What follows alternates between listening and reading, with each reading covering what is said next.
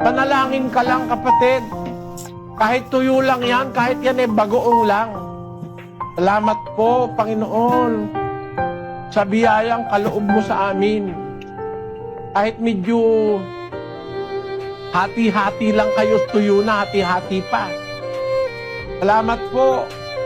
Sana bindisyonan mo po, Ama, ang pagkain ito, ikalusog ng aking mga anak.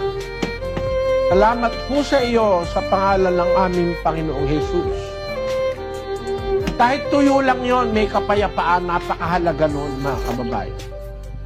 Halimbawa, aalis ka. Panginoon, maghahanap po ako ng trabaho. Samahan mo po ako. Gusto ko pong mabuhay ng marangal ang aking pamilya. Sana ituro mo ako doon sa hanap buhay na hindi masama. Bago ka umalis, bago ka lumabas ng bahay, dalangin ka sa Diyos. May kasama kang Diyos na maghahanap ng trabaho. Hindi ka mabibigo, kapatid. Pangako yun ni Kristo.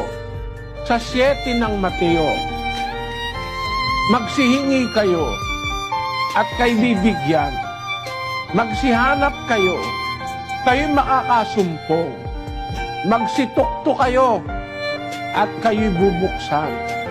Sapagkat ang bawat humihingi ay tumatanggap, ang humahanap ay nakakasumpong, ang tumutuktok ay pinagbubuksan.